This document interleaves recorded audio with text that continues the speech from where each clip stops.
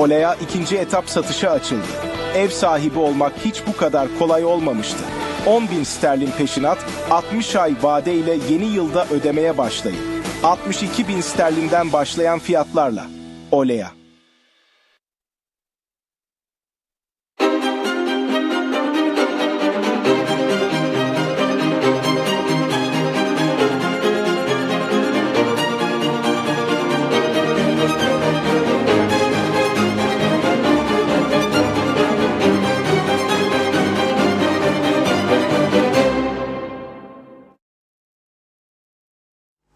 TV 2020 ekranlarından merhaba sevgili izleyenler. Gündem Özel programında Diyalog Medya Grubu Genel Yayın Yönetmeni Reşat Akar'la birlikte sizlerleyiz. Bugün çok konumuz var. Hemen sırasıyla sizlere aktarayım. Evet, ilk olarak hükümetin küçük ortağı Yeniden Doğuş Partisi'nin olağan kurultayı 17 Şubat'ta yapılacak. Şimdiki Genel Başkan, Bayındırlık ve Ulaştırma Bakanı Erhan Arıklı ile parti milletvekili Talip Atalay genel başkanlık için yarışacak.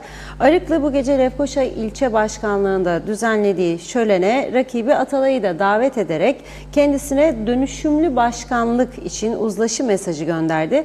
Atalay'ın verdiği cevabı ve bundan sonrasını Erhan Arıklı ile konuşacağız yayın içerisinde. Bir diğer konumuz 2023 yılı kara, hava ve deniz yoluyla Kuzey Kıbrıs'a gelen yolcu sayısı netleşti. Turizm ve Çevre Bakanlığı'nın istatistiklerine göre kara sınır kapısından giriş yapan KKTC uyruklular hariç Kıbrıslı Rum ve yabancıların sayısı hava ve deniz limanlarından gelenlerin sayısının neredeyse 3 katı. Kara sınır kapılarında en önemli rolü Metehan kapısı üstlenmiş durumda ama kapı artık yetersiz kalıyor. Bugün de kuzeyden güneye geçişlerde kilometrelerce araç kuyruğu oluştu. Metehan'dan görüntüler ve geçiş yapanlarla yaptığımız röportajları yayınlayacağız. Üçüncü konumuz bir ayı aşkın süredir Roma'da tutuklu bulunan avukat Akan Kürşat'ın bugün adaya getirilmesi ve Rum polisince sorgulandıktan sonra mahkemeye çıkarılması bekleniyor. Akan Kürşat'a ne tür suçlamaların getirileceği merak konusu. Bir diğer konumuz Kuzey Kıbrıs'ta 1974'ten kalan bazı oteller gibi Zeyko yağ fabrikası da atıl vaziyette. Binanın içi ve dışı harabeye dönmüş vaziyette. Böylesi değerli bir ekonomik kuruluşun binasıyla birlikte gözden çıkarılması büyük bir üzüntü yarattı. Detaylarını ele alacağız. Son olarak da İngiliz Yüksek Komiserine yönelik Rum saldırıları devam ediyor. Dışişleri Bakanlığı'na davet edilen Yüksek Komiserin bir müdürle muhatap edilmesi eski Rum Dışişleri Bakanlarından da tepki gördü. Detaylarını vereceğiz. Evet, buyurun Reşat Bey. Evet, herkese hayırlı günler dileyerek başlayalım. Bugün yerel siyasetle başlayacağız. Çünkü üçlü koalisyon hükümetinin 3 partisinin de bu yıl içerisinde kurultayları var. Tabii bu kurultay sonuçları hükümetin oluşumunu olumsuz yönde etkiler mi? Şu an bunu söylemek mümkün değil ama etkileyebileceği ihtimalleri üzerinde de durmak lazım. Yeniden Doğuş Partisi 2 milletvekiline sahip. İlk kurultayda onun birinci tur genel başkan seçimi 17 Şubat'ta gerçekleşecek. Tabii bu 17 Şubat ilk turda tüzükleri gereğince sonuç alınması zor görülüyor deniliyor, öyle duyuyoruz. İkinci turu 3 Mart'ta olacak deniliyor. Şimdi tabii Yeniden Doğuş Partisi'nde genel başkan değişse de değişmese de hükümetin yeterli sayısı mevcut olur. Yani çekileceğiz deseler bile ki çekilmeyecekler. Etkilemez fazla koalisyon hükümetin. Ama Mart ayı içerisinde Demokrat Parti'nin kurultayı olacak. 3 tane milletvekili var bu partinin. İşte Demokrat Parti içinde yaşanacak olanlar hükümetin geleceğini ciddi bir şekilde etkileyebilir. Eylül ayında ise Ulusal Birlik Partisi'nin kurultayı olacak. Şu an itibariyle 3 tane kesinleşmiş, 4'üncünün de olacağı konuşuluyor. Yani kesinleştiği söyleniyor ama kesin bize göre tam netleşmiş değil. Kimdir? Mevcut Genel Başkan, Başbakan Ünal Üstel, uzun yılların Bakanı Hasan Taçoy ve Ahmet Karavelioğlu, emekli banka genel müdürü. Bunun dışında Doktor Faiz Sucuoğlu'nun da aday olacağı söyleniyor ama net bir açıklama kendisinden gelmiş değil. 3 taneden gelmiş durumda. Şimdi biz neyi konuşacağız bugün? İlk kurultay olan Yeniden Doğuş Partisi ile başlıyoruz. Erhan Arıklı Bey, partinin şimdiki genel başkanı, Bayındırlık Ulaştırma ve Turizm Bakanı, dün akşam saatlerinde bir paylaşım yaptı ve şöyle dedi partililerine: sizleri yarın akşam Lefkoşa İlçe Başkanlığımızın düzenlediği şölene davet ediyorum.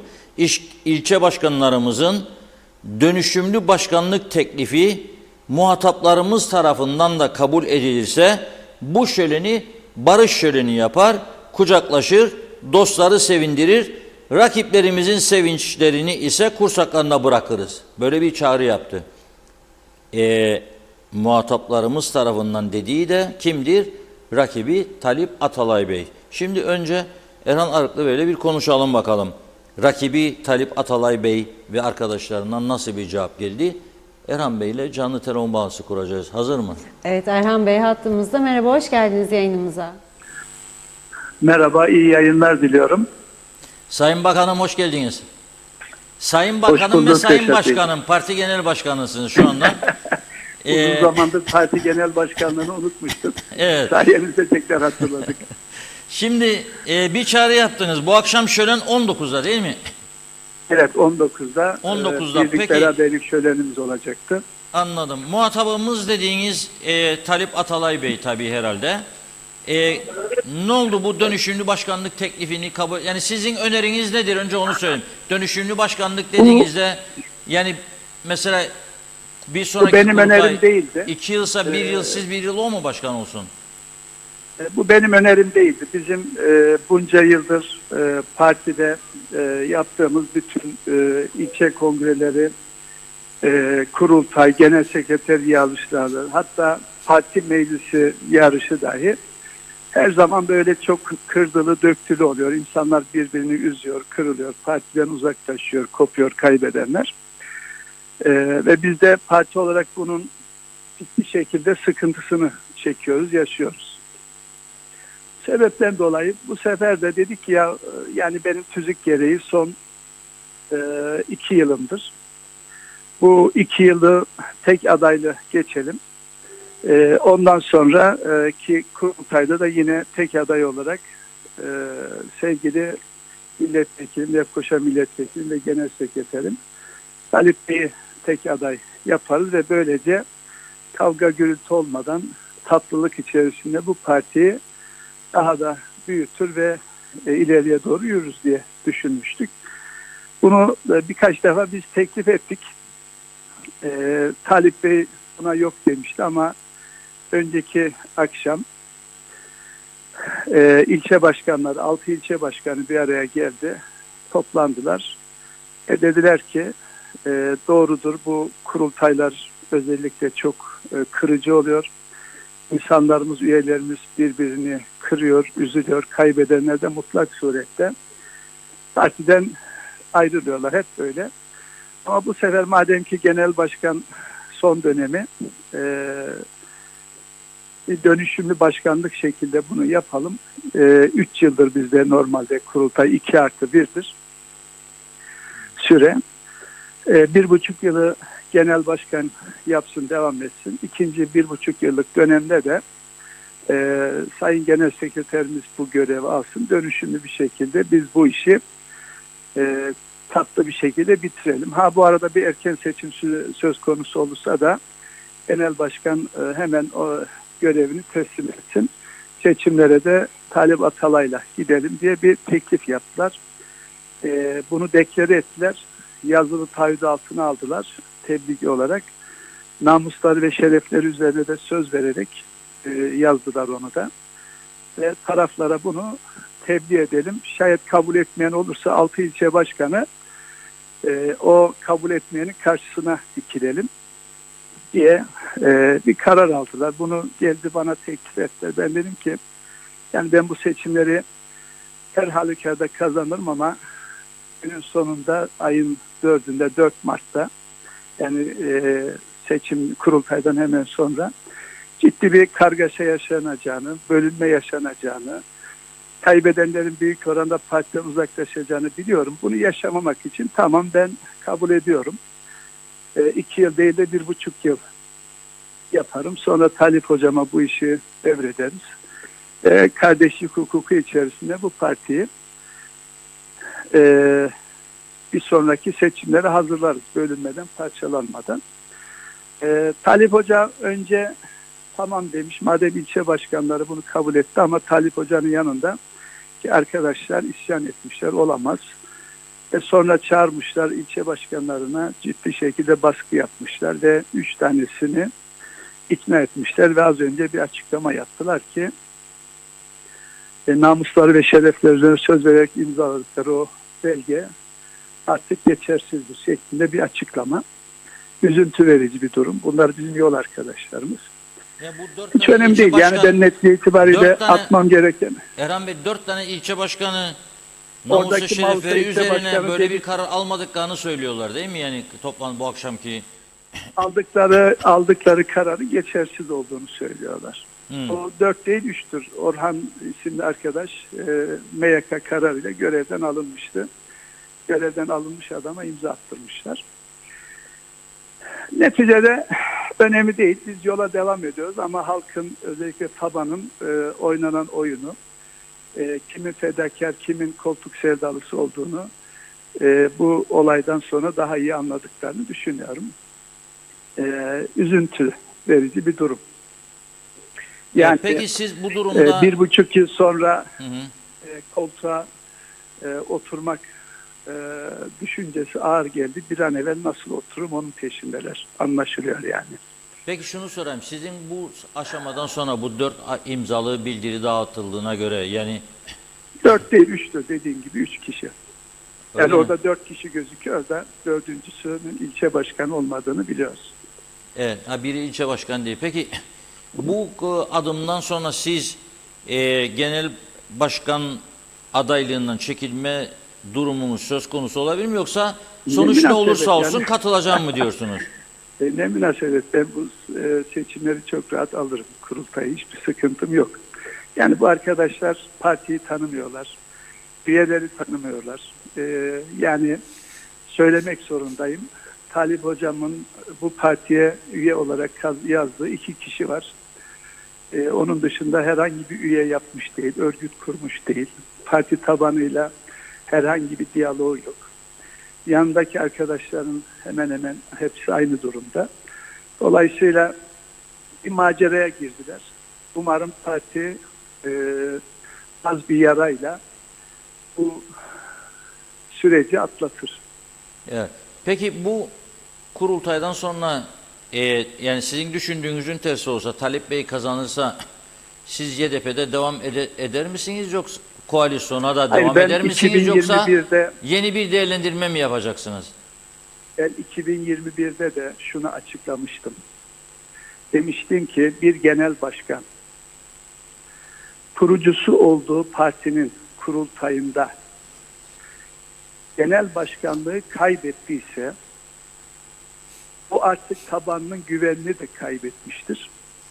Tabanını kaybeden bir genel başkanın milletvekilliğinden de istifası gerekir. Bunu 2021 yılında söylemiştim.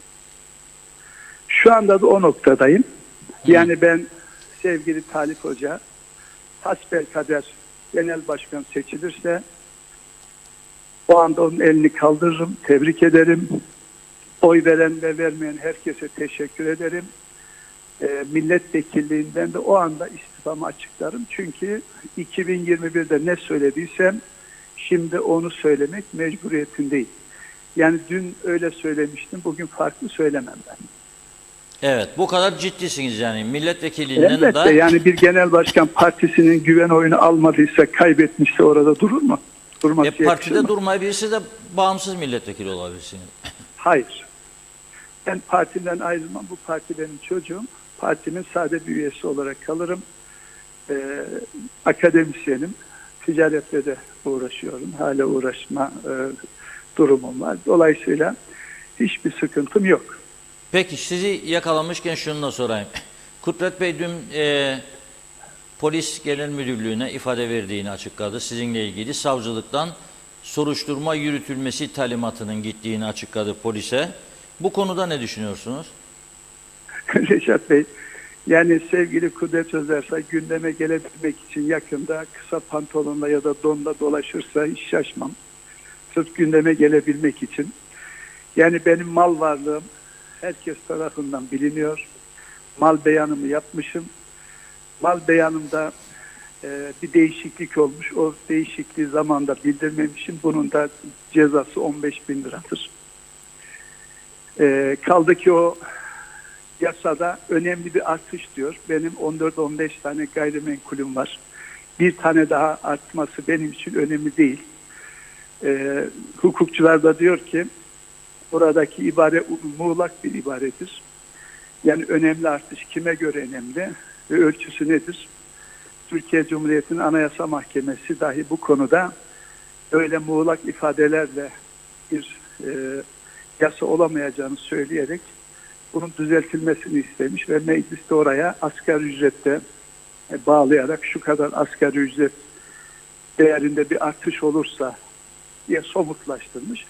Bizde ise önemli bir artış. Yani benim tekrar söylüyorum 14-15 tane yıllar önce almış olduğum gayrimenkulüm var. Üzerinde gayrimenkul. Bir tane daha artmış. Bu önemli bir artış. Size göre önemli olabilir. Bana göre önemli değil. Dolayısıyla hiçbir anlamı olmayan bir çalışma Kudret Bey'inki deriden yağ çıkarmaya çalışıyor. Canı sağ olsun. Sıkıntı yok. Polis gelir ifademizi verir. Araştırmasını yapar. Benim saklayacak hiçbir şeyim de yok. Rahatım. Evet. Tabii bu bildirmeniz gereken sürede bildirmediniz diye suçlanıyorsunuz. Doğrudur ama ben sordum mecliste sadece 2 milletvekili ek beyanda bulunmuş. Halbuki benim bildiğim birçok milletvekili işte arabasını değiştirdi, ticaret yapıyor. Onların hiçbirisi vermedi. Yine sordum çoğusu. Vallahi biz bir ay içinde mi bunu bildirmemiz gerekiyordu diye soranlar da oldu. Kanunda da bunun cezası belli. Sıkıntı yok. Evet. Peki kolaylıklar diliyoruz size. Kurultayınız da Teşekkür hayırlısı ediyorum. olsun. Teşekkür Sağ olun. ederim. Çok sağ olun. İyi yayınlar. Evet. İyi günler. Evet. Şimdi Erhan Arıklı Bey şu anda bu ülkenin Bayındırlık ve Ulaştırma Bakanı. Yeniden Doğuş Partisi'nin genel başkanı. Şimdi önünde 2 tane ciddi mesele var. Bir tanesi Halkın Partisi lideri Kudret Özersay'ın aleyhinde yapmış olduğu şikayetler ve başsavcılığın bu şikayetlerin ileri götürülmesine ilişkin polise verdiği talimat. Polis bu çerçevede Özersay'ın yeniden ifadesini aldı. Sıra Erhan Arıklı Bey'de. Tabii meclise gelecek bu. Mal varlığındaki artışla ilgili bu artışı zamanında meclise bildirmemekle suçlanıyor. İkincisi, Yeniden Doğuş Partisi'nin 17 Şubat'ta kurultayı var. Yani artık sayılı günler kaldı. Çok kısa bir zaman. Karşısında partinin 2. milletvekili eski Din İşleri Dairesi Müdürü Profesör Doktor Talip Atalay var. Talip Atalay Bey bu akşam Lefkoşa ilçesinin toplantısına davet ediliyor Erhan Arıklı Bey tarafından. Ona açık bir şekilde kamuoyunun önünde dönüşümlü başkanlık öneriliyor. O da hayır diyor, ben buna katılmayacağım. Kurultayda görüşeceğiz demek istiyor. Erhan Bey şimdi diyor ki katılmayacağını bildirdi. Bir de bildiri geldi. Şimdi biz konuşurken benim önüme 4 tane imza var. Onlar da diyor ki Kur'an, kitap falan filan biz bu çağrıyı yapmadık diyorlar. Onlar yapmadık diyor. Onun için bu durumda Yeniden Doğuş Partisi içerisinde ciddi bir yarış olacağını gözlemliyoruz 17 Şubat'ta.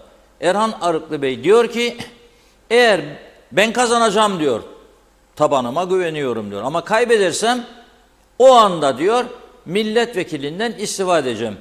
Bir parti başkanı eğer kurultay kaybederse o parti başkanının orada olmaması lazım diyor. Milletvekilinden istifa edeceğim diyor. Yani Kudret Bey'den sonra ikinci istifa olmuş olacak eğer kaybederse tabii. Evet, Talip Bey de bu arada hattımızda. Merhaba, hoş geldiniz yayınımıza. Hocam iyi günler. Merhabalar. Teşekkür Merhaba ederim. hocam. Evet, şimdi az önce Sayın Erhan teşekkür ederim. Arıklı ile konuştuk. Bu akşam ilçe Lefkoşa ilçesinin düzenlediğini söylediği toplantıya siz katılmayacağınızı bildirmişsiniz. Ve size bir dönüşümlü başkanlık önermiş.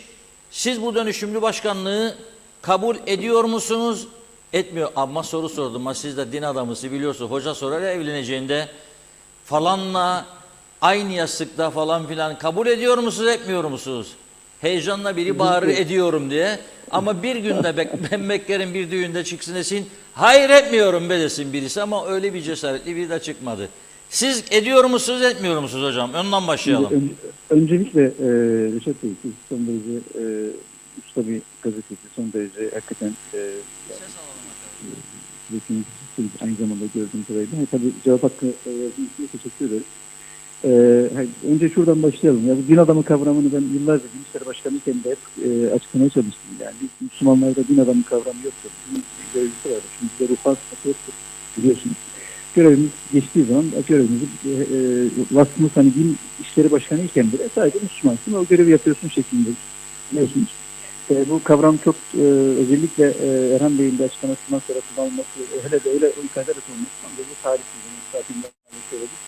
Burada dikkat etmek lazım diye düşünüyorum. Bir defa bana hani Erhan Bey'i dinledim, üzülerek dinledim yani. Kendisini hani, saygıyla dinledim açıkçası.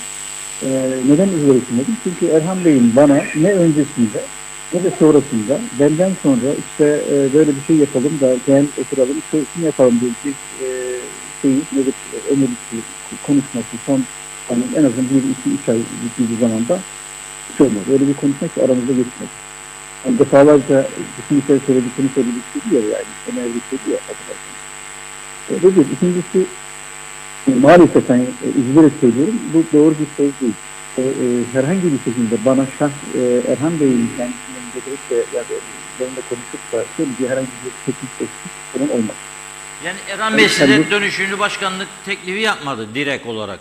Ne şimdi ne öncesinde Erhan Bey'in şahsından kendisiyle gelen herhangi bir teklif yoktur. Bu doğru değil. Yani maalesef her zamanki algı mekanizmasının bir alışkanlıkları gibi Erhan Bey'in yani herhalde belki bilmiyorum. Yani başkalarının gönderdi de benimle konuştu. Onları kendisinin fikri olarak iyi düşünüyorum başka türlü. Böyle bir diyaloğumuz kendisi olmalı. Hocam şimdi hocam bir saniye izleyicilerimiz habire yazıyorlar. Hiç anlaşılmıyormuş konuşmanız. Biraz daha anlaşılır şekilde daha ağır konuşalım. Siz tabii Şu anda duyabiliyor musunuz? Şimdi nasıl? şimdi tamam çok daha iyi sesiniz. Evet hocam. Şimdi size önce Erhan Bey'den dönüşümlü başkanlık veya buna benzer bir teklif gelmedi diyorsunuz. Şöyle, Erhan Bey şöyle bir ifade kullandı. Sizin yayınınızı izledim ben. Evet. Dedi ki ben işte yani 2 yıllık sürem var işte birkaç defa dedi ya da defalarca tam yani emin değilim ama hani tekrar birden daha çok bir şekilde işte böyle bir planlama yapalım işte ben bırakayım devam edeyim işte bitince sen devam et genel sekreterim falan gibi herhangi bir konuşma geçmedi aramızda. Evet. Peki Ne bugün, siz neden genel başkan olmak istediniz? Yani Erhan Bey'in Ya başarısız mı bulunuyorsunuz? Yani şöyle sonuçta siz kamuoyu araştırmalarından haberdarsınız Reşat Bey. Yani sonuçta Erhan Bey partimizin kurucusudur. Yani dolayısıyla benim de onun da tabii onlar parti o Turan Büyük Yılmaz işte Bertan Zaroğlu maalesef üçü de daha sonra bir takım sıkıntılar yaşadı. Turan Bey şu anda burada partimize döndü. Ve onlarla beraber hareket eden bir grup arkadaşımız partiyi kurdular. Dolayısıyla onların hani bu partide bir geçmişleri var ve onların kurduğu parti zemini üzerinden de birçok şey yaşandı zaten geçmişten beri biliyorsunuz hikayeleri. Şu anda gelinen noktada partinin bir yüz değişimine, yani söylem değişimine ihtiyacı var. Çünkü ciddi anlamda sayısal sıkıntı yaşıyoruz. Yani rakamlarda hani kamuoyu yoklamalarında vesaire ve algımızda ciddi sorun var. Yani bu zaten biliniyor. Onun için eğer zaten biz bir varlık yokluk meselesi olarak görüyoruz bu kurultayı. Yani partimiz açısından söylüyorum bunu. Şahsılarımız yani hepimiz Erhan Bey de söyledi. Yani burada oluruz, başka bir yerde oluruz. Bu çok önemli değil. Kimsenin ekmeğini alamaz, veremez. Öyle değil mi? Ama bu partinin yaşaması için bu partinin bakın gelişmesi ayrı bakın. Yaşaması için bir değişime ihtiyacı var. Bunu Erhan Bey de biliyor zaten. Yani Erhan Bey 2 sene sonra gittiğinde kendisi gitmiş olacak ama parti artık belli doğrulamayacak kadar sıkıntıda olacak. Yani bunu zaten bütün kamu araştırmalarda partinin daha içindeki bu işi bilen, bu işe derdini çeken insanlar da gayet farkındalar. Hani söyledi ya yine Sayın Arıklı ya işte bu arkadaşlar teşkilatı bilmezler. Ya teşkilatı bilmezler dediği arkadaşlarımızın 4'ü ilçe başkanıdır. Malatya ilçe başkanı kendisinin şikayetiyle aşağı alındı. Disiplin kurulu atladığı halde kurultay sonrasında geri döndürmek üzere geçici bir arkadaşımızı oraya atadık. Yani MYK'nın atadığı kişinin kalmasını sağladı. Yani MYK'daki üstünlüğüyle. Yani dolayısıyla 4 ilçe başkanı ve bu ilçe başkanlarından Girne ilçe başkanı, Silivri ilçe başkanı ve Lefke ilçe başkanı uzun zamandır ilçe başkanı. Şimdi bu arkadaşların hiçbirinin partiyi bilmediğini ifade ediyordu. Yani bunlar hani talihsiz açıklamalar. Bunlara gerek yok. Bunlar söylememesi lazım. Neticede bu bir demokratik yarış. Bu yarış sürecinde bizim partimizin bölünmesi, parçalanması diye bir şey olmaz. Çünkü zaten partinin durumu ortada yani. Neticede bir değişim olmazsa zaten parti ciddi anlamda zora girecek. Bu belli. Bundan dolayı da zaten bir erken seçim olursa da benimle gidilmesi ile ilgili bir tekliften bahsedildi. Farkındayım. Dolayısıyla biz diyoruz ki bir partinin bölünmesi ve parçalanması ancak o partinin yarışanların milletvekili veya ne bileyim hani dışarıdan önemli değil. Kimse yarışanlar, başkan, genel sekreter bu kişilerden birisinin partiden ayrılacağını, partiyi bırakacağını söylemesiyle mümkün olur. Yani şimdi ben kendi adıma, kendi partimi Erhan Bey de kazansa bırakmayacağım, ben de kazansam bırakmayacağım. Ama Erhan Bey ısrarla kazandığı takdirde partiden ayrılacağını söyleyerek aslında bir çeşit baskı yapıyor. Yani sanki parti o giderse hani sıkıntı yaşar, şöyle olur, böyle olur gibi bir hani algı üzerinden gönderiliyor. Bu doğru bir yaklaşım değil. Bu da hani partinin bir kurucu başkanı ki biz kurucu başkanlığa saygılıyız. Netice itibariyle yani ben hep söylüyorum Erhan Bey'in kurduğu arkadaşlarla da diğer arkadaşlarla kurduğu partinin milletvekiliyim. Benim seçimlerimde onların katkısı var. Onların kurmamış olsaydı ben seçilemezdim. Benim gelişim de zaten onların seçimi. Hatta Erhan Bey'in seçimini sağlamıştır. Bizim de katkımız var ama artık esas olan partinin yaşamasıdır. Bizler gelir geçeriz. Yani bugün bizler varız. Yarın başka arkadaşlarımız olur ama parti olmaz hiç kimse olmaz. Dolayısıyla partinin varlığını tehdit edecek yaklaşım aslında ben seçilmezsem bu partiyi ben ayrılırım. Bu partiyi terk ederim söylenir. Bundan ısrarla kaçınması gerektiğini ben bütün programlarda salık veriyorum. Bu Erhan Bey'e yakışmıyor. Bence ne olursa olsun kurucu genel başkandır ve yıllarca bu parti üzerinden evet hem partiye genel başkanlık yapmıştır ama parti olarak birçok şey vermiştir. Şu anda bakandır. Bakan olması 2 dönemdir. Parti sayesindedir. Parti genel başkanlığı sayesindedir. Ben eğer olmaz isem yani vekil olmaz isem başkan olmaz isem partiden bana ne der gibi yani bu şekilde bir ayrılma tehditini özellikle bir parti genel başkanı kaybetmişse partiden ayrılmalıdır söz üzerinden temellendirmesi bizim siyasi geleneğimize de uygun değildir. Türkiye'deki siyasi geleneği de pek uygun değildir biliyorsunuz. Bunlar hani uygun şeyler değil. Bu yaklaşımdan uzaklaşılması lazım. Yani bahsedilen konu da şurasıdır. Yani şimdi parti şöleni olarak sundukları şey tamamen aslında maalesef bir yani siyasi manipülasyon zemini üzerinden yürüyor. Nasıl siyasi manipülasyon zemini üzerinden yürüyor yine? İlçe başkanlarımız evet iyi niyetle bizim bilgimiz dışında yani içerik olarak hiçbirimizin bilmediğimiz zeminde bir araya geldiler. Ben hani yarım saat önce gideceklerini öğrendim. Fakat hani içerik olarak hiçbir bilgim yok idi.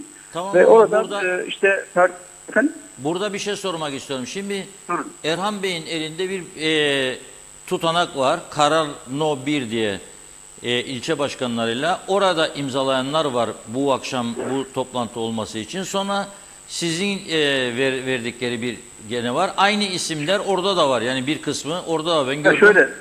Doğru Yani söylüyorsun. bu Bir de insanlar hani o- önce olsun dedi, sonra vaz mı geçtiler? Ya Nedir? hayır, insanlar durumun farkında değiller. Yani şöyle, oturun da o insanlar, yani ilçe başkanları tabii ki doğal olarak hepsi samimi insan arkadaşlar. Biz de partide sıkıntı olmadan bir geçiş yapalım dediler. Fakat yaptıkları teklifin yasal olarak mutlak bir bağlayıcılığı olmadığını fark ettiler. İki, yani çünkü o anda hani o tabirisi biraz da hani gazı bu hani bir anlamda ne diyelim hani samimiyetin getirmiş olduğu, yani partiyi kurtaran bir konuşmasının ortamının psikolojik olarak kendilerine yüklediği bir misyon üzerinden hani bu böyle olur fikri üzerinden yürüdüler anladığım kadarıyla ve işte bu bahse konu konuyla ilgili bir imza attılar. Fakat atılan imzanın içeriğindeki hükümlerin uygulanıp uygulanamayacağıyla ilgili herhangi bir hukuki görüş almadılar. Veya ne bileyim herhangi bir fikre sahip değillerdi. Tabii daha sonra konu değerlendirince benim açımdan da yani ben önce kabul ettim değil, ben hayır söyledim yani. Evet, benim açımdan her türlü uzlaşma. Ben şahsen uzlaşmaya yatkın bir insan olduğum için şartlar uygun olduğu sürece ve yani makul mantıklı olduğu sürece ben hani herhangi bir şekilde bir konuşmadan, uzlaşmadan, şundan bundan kaçan bir insan değilim. Ama bu süreçte bakın hem biçim hem teklif zaten hani siyasi süreci ve şahsen söz veren Erhan Bey olduğu için, Erhan Bey'in de bu konudaki yaklaşımlarını bildiğimiz için bize güven veren, bizi ne bileyim hani bu anlamda hakikaten yarın işte bu uygulandığı zaman tamamdır, sıkıntı olmaz belirten bir noktaya çekmiyor ve yasal olarak da zaten bir bağlayıcılığı olmayan metin üzerinden bir propagandaya dönüştürmesi uygun değil. Bugün tabii hukuki olarak inceletildiğinde arkadaşlarla konuşuldu dün. Bunun hakikaten bir tabiri caizse bağlayıcı, hüküm uygulanabilirliği imkanı çok zayıf ve hukuken de sorunlu bir metin olduğu imzalan metinin ortaya çıkınca arkadaşlar imzalarını geri çektiler. Yani olay budur. Şimdi tabii ayrıca bu metnin, bakın sizde var mı o metin, şu anda elinizde var mı? Var tabii, WhatsApp'tan geldi bana, cep telefonundan. Şimdi bu metnin yani Sayın Enver Bey'e de sesleniyorum. Yani iki tarafın rızası olmadığı, yani daha doğrusu arkadaşların rızası olmadığı sürece hiç kimseyle paylaşılmayacağı konusunda da bir söz vermişlerdi. Yani bu arkadaşların verdiği sözün tutulma düzeyi, derecesi bu. Anlatabildim mi Reşat Bey? Ondan dolayı zaten hani yasal bağlayıcılığı olmayan herhangi bir, yani %100 yasal bağlayıcılığı olmayan herhangi bir anlaşmanın maalesef bu arkadaşlarımıza yapılması, onların sözleri üzerine yapılması imkanı yok. Yani çünkü yani oturup açık ispat aleyhine olan konularda bile yani doğruyu söyleyememek bir alışkanlığa dönüşmüşse sıkıntı var demek. Maalesef şu andaki görünen şey odur.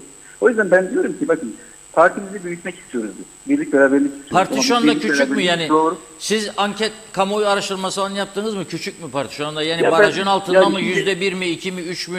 Ya son seçimde, ya ben hani bu konularda çok konuşmak istemiyorum. Siz zaten çok rahat ulaşabilirsiniz. Hayır, çünkü Ama geçmişte de hep son seçimde %2.2 barajın altında çıkardı kaldığınızı falan. biliyorsunuz. Yani gene şöyle hani 25 Haziran seçimleri aslında bir çeşit ülke geneli anket gibi düşünün. Çünkü katılım her kesim için düşük oldu biliyorsunuz, dengeli bir şekilde ve biz barajın altında kaldık. Daha sonra da biz daha iyiye gitmedik. Yani bir yıpranma var, bir değişim ihtiyacı var. Bu açık. Eğer bir değişim talebi, değişim olmaz, bir yüz değişimi, bir güven verici bir zemin yeniden tesis edilmezse maalesef büyük umutlarla, emeklerle kurulmuş olan partimiz çok zor duruma düşecek. Ondan dolayı biz çıkmak ihtiyacı hissettik.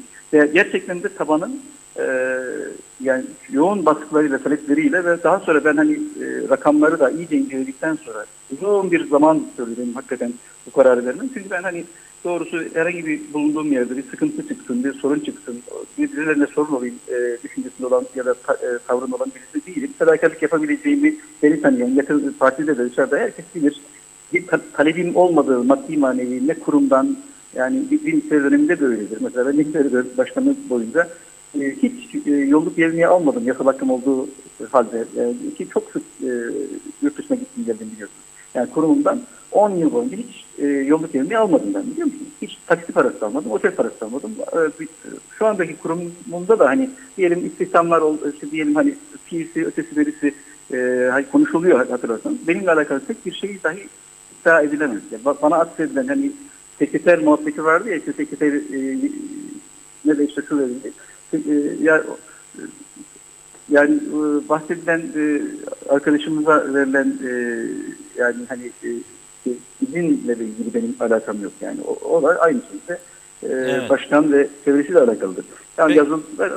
diyeceğim şu, bizim güvenilir, birbirine güvenen, hakikaten yeniden toplumun güven duyabileceği bir idareye, yönetime ve söyleme ihtiyacımız var. Yani ben Erhan Başkan gibi tek başına karar veren bir kişi değilim. Yani ben o gün görüştük, şeyden sonra da konuştuk. Çok üzüldüm aslında böyle bir karar almalarına. Çünkü bu aynı zamanda irade ipotektir yani. Ülke başkanlarının seçim sürecinde bizimle istişare etmeden böyle bir karar almaları da zaten çok uygun değil biliyorsun.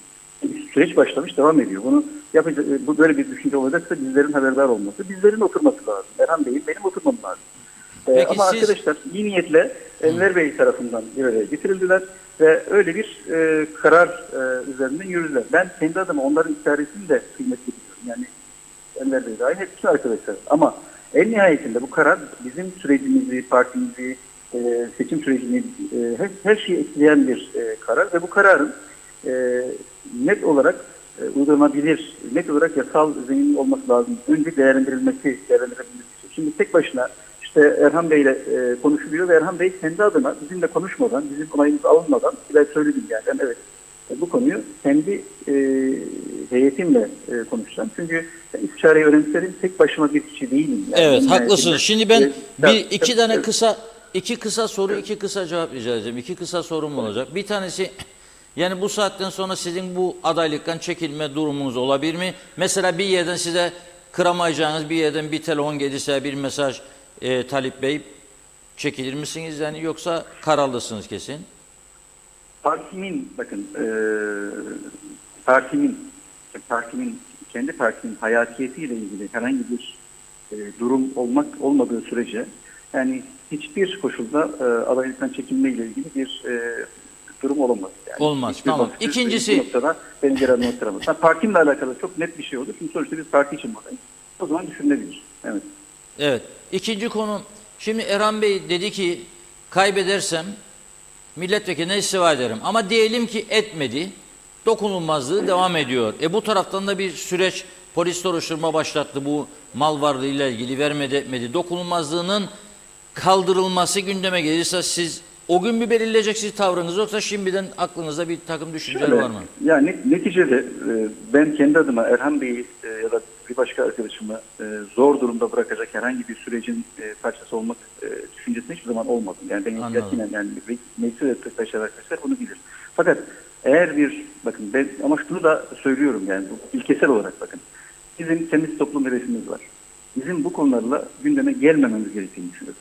Kim olursa olsun ve bu noktada da hani hiçbir bariyerin, hiçbir korunağın arkasına saklanarak yürümememiz gerekiyor. Zaten Erhan Bey açıkladı. Eğer böyle bir durum varsa cezasını öder. Bundan kaçmasına gerek yok zaten. Yani kendisi söyledi kaçmayacağını zaten. Ama benim net olarak söylüyorum. Milletvekilliği dahil, bakın yolsuzluk, usulsüzlük vesaireyle alakalı konularda eğer herhangi bir kasıtlı kamunun malını, devletin malını yani eğer tarzı istismara dönük bir kabahat, bir suç varsa kesinlikle dokunulmazlıkların bir de bence kaldırılması gerektiğini düşünüyorum. Dokunulmazlıkların suçları kapatmaması gerekir. Ama bu benim ilkesel tavrım. Fakat bu hani Erhan Bey özelinde şudur diyemem çünkü söylediği herhalde hukukçuları görüşmüş. Yani zaten belirli bir yani cezası var. Ben unuttum. Kasten böyle bir şey yapmış değilim ifadesi var. Bunu zaten gerekli birimler, meclisler araştırır. Erhan Bey bir yer savunması cezasını öder. Devam eder. Ona bir şey diyemem. Bu onun kendisiyle alakalı talebi üzerine olur. Ama tekrar söylüyorum bizim özel olarak insanların kusurlarını, zaaflarını yani araştırmak ya da onları işte ne bileyim ortaya çıkarıp belirli amaçlar için kullanmakla ilgili negatif tavrımız var. Yani bunu hoş bulmuyoruz. Evet. En büyük sıkıntılardan birisi bu zaten. Çok teşekkür ediyoruz hocam. Zaten Ben çok teşekkür ederim. kalmadı. 10 gününüz var kurultay için. Evet, ben hani bu son olarak da şunu demek istiyorum. Yani demokrasi şöleni gerçekten Erhan Bey'in kurultay malzemesine dönüşmedi. Yani Erhan Bey, buradaki arkadaşlarımı da saygıyla selamlıyorum ama yani bu tip manipülatif durumlar yerine çıkalım partinin içinde, hepimizin yarışalım. Çünkü Erhan Bey ve Erhan Bey'i destekleyenler de benim partim ve 4 Mart günü ben Erhan Bey'i dahil herkesin kazansın, o kazansın veya ben kazanayım yanında olacağım. Siz onlarla beraber omuz omuza yürümek konusunda da ısrarlı olacağız. Ve onun için Erhan Bey'in de artık bu istifa yani tehditlerinden vazgeçmesini kendisinden istirham ediyorum açıkçası. Bir takipçi olarak, bir arkadaş olarak. evet, Arkadaş olarak. siz ama Teşekkür ederim. kazanacağınıza emin oldunuz herhalde ki aday oldunuz. Yani ilk turda bitirmişsiniz bu seçim, yoksa ikinci tura kalma şansı Ya, var mı? zaten ya şöyle, bizde bir tur olacak Reşat Bey. Yani şöyle, demokrasilerde her sonuca katlanmak demokratik tahammül gereğidir. Bizdeki en büyük sıkıntı demokrasiyi içselleştirememektir. Neden? Çünkü içselleştiremediğimiz için yarıştan korkuyoruz. İçselleştiremediğimiz için hani bununla zeminini yapmıyoruz. Onun için de bir yarış durumunda biz birbirini kırıp döküyoruz. Oysa demokraside yarışlar aslında hizmetin daha kaliteli olabilmesi için kişiler arasında gerçek bir şölen halinde yapılmalı ve o şekilde sürece girilmeli. Ama bizde şimdi şu anda yaşadığımız şeyler şu. Yani çalışanlara tehditler, ne bileyim makam verdiklerine artık tek sana ekmek verdiğim tehditler. Bunlar uygun şeyler değil yani. Yani safınızı belirtin. Nedir? Hangi saf yani? Sonuçta herkes partiyle en nihayetinde. Belirtmezseniz karşılığını görürsünüz. Bunlar uygun şeyler değil. Yani yaklaşımlar değil. Ve bu maalesef geçmişte de yapılmış bir iş. Bugün de yapılmış bir iş. Eğer biz kendimiz doğru dürüst davranırsak, barışçıl bir söylemle ve gerçekten demokratik tahammüllere uygun bir şekilde yürürsek, yani kendimizi anlatmaktan öte, tehdit, şantaj ya da öteki belki vaadi üzerinden insanların bir şekilde yani umutlarını kullanmaya kalkmazsak o zaman ne kavga olur, ne gürültü olur, ne de aslında bakarsanız kırgınlık olur ve hep birlikte Erhan Bey de kazansa, ben de kazansam yolumuza devam eder, omuz omuza yürürüz. Çünkü sonuçta demokratik hakkın kullanılması ihanet değildir. Yani bizde maalesef geçmişte de bugün de neredeyse ihanete varan bir tanımlamayla içeride. Karşı karşıya kalıyorsun. Tabii ya, yani bu böyle bir yaklaşım olabilir mi? Sonra bu memuriyet değil ki 2 sene sonra olsun. 2 sene sonra seçim var. Seçim geldiği zaman bu partiyi kim kurtaracak? Erhan Bey mi kurtaracak 2 sene sonra gittiğinde? Baraj altı kaldığında bunun sorumluluğunu Erhan Bey zaten 2 sene sonra gittiğinde seçim gelmiş olacak. Kim kaldıracak? Evet. Onun için bu konuda eğer yani Erhan Bey de kazanırsa biz omuz omuza yürümek zorundayız. Ben kazanırsam zaten aynı şekilde benim yaklaşımım bu. Kim oy verirse versin bizim açımızdan partilidir ve partiye ihanet etmediği gerçekten hani sürece bu ülkenin hakikaten saygın değerlerine bağlı olduğu sürece sonuçta bizim partideki kalite ülkenin toplum kalitesine de yansıyacak biliyorsunuz. Yani birlik beraberlik içinde, KKTC için, Yeniden Doğuş Partisi için omuz omuza yürüyecek herkese biz hiçbir zikri ne olursa olsun partidaşız, kardeşiz, gönüldaşız. Partimizden olmasa dahi biz aynı toprağı, aynı havayı, aynı suyu paylaşan insanlar olarak zaten ülke için çalışmak zorundayız diyorsunuz. Evet. Peki çok teşekkür ediyoruz. Hayırlı uğurlu olsun diyelim sizlere, partinize. Yine konuşacağız tabii ki bu gelişmeleri sizlerle. Sağ olun. İyi günler hocam. Çok teşekkür ederim. Sağ olun. Teşekkür ederim. Evet.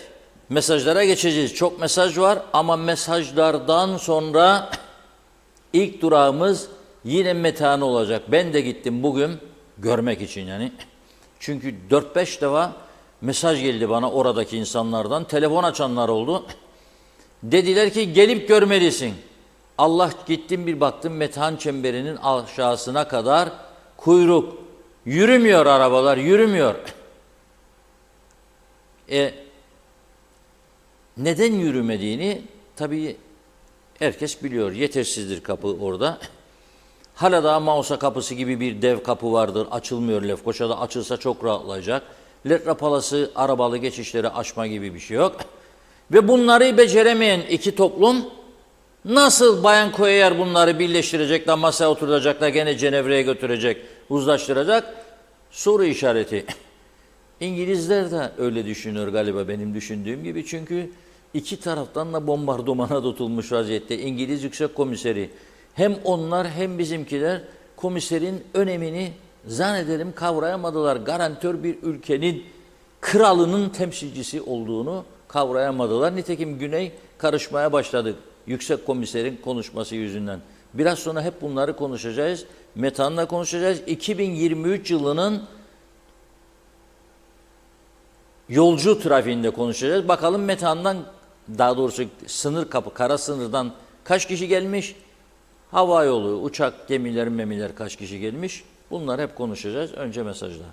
Teşekkür ederek hızlıca başlayalım. Şerife Turgay Derya, Mehmet Uluçaylı, Metin Maraşali, Erol Topçu iyi yayınlar diyor. Mehmet Ali Özdemir de. Hasan Nihat Erduran, akan olayı tam bir komplodur. 63 işgal ve işgalcilere zaten en başından suçlu. Meseleye sebep olanlar bedel ödemeli, ödeyecekler. Çok ters tepecek bu mesele, göreceksiniz demiş. Erdal Yarkın, Mehmet İnancı, Aynur Yarkın iyi yayınlar diliyor. Candan Tarlan Ali, bugün Güney Kıbrıs'a geçişler çok uzundu. 1,5 saatte geçtik.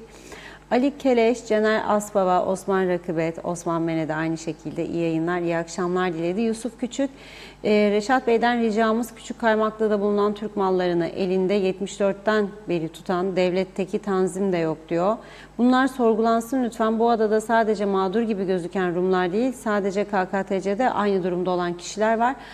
Bunlar da gündeme getirilsin demiş. Hüseyin Boşnak Londra'dan hayırlı yayınlar diledi. Mehmet Uluçaylı, acaba halkın gayesi kurultay mı yoksa pahalılık mı? Ekonomik zorluklar yüzünden gözlemlediğim artık alışverişe vatandaş yanında çocuk götürmüyor. O kadar bir pahalılık var ki acil ihtiyaç dışında fuzuli alışveriş yapmamaya dikkat ediyor. Celal Harun, Şifa Harun'un mesajı, bağımlılıktan kurtulmak için fırsat. 9 Şubat Dünya Sigara Bırakma Günü kutlu olsun demiş. Sigara sindirim sistemi sağlığını da tehdit ediyor. Sadece akciğer, kalp değil demiş. Ciddi rahatsızlıklara yol açıyor. Hiçbir şeyin önemi yok şu hayatta. Sağlık olsun. Necdet Mavi Gözlü, Kuzey Kıbrıs, Birleşik Afrika, Pakistan Cumhuriyeti Başkent Lefkoşa'dan iyi yayınlar diledi. Erhan Arıklı Bey parti başkanlığını kaybedeceğini anladığı için dönüşümlü başkanlık sistemini teklif ediyor. Ben bugün güvenilir bir arkadaşımdan aldığım bilgiye göre demiş, Arıklı'nın kazanma şansı yok. Ulus Barani, Arıklı dürüst olsaydı dönüşümlü başkanlık önerisinde ilk başkan Atalay Bey olsun derdi. Ali Dereseven, burada hiçbir liderden bahsetmiyorum fakat beni düşündüren ve hayretlere düşüren konu şu: ülkede her bakımdan ateş çemberi içindeyken, halkımız inim inim inlerken, tek bir sorun dahi çözmezlerken tüm parti başkanlarının tekrar aday olmaları akıl tutulmasıdır. Mustafa Karasalih, Erhan Arıklı için derhal istifa edip yargılanmayı talep eder demiş.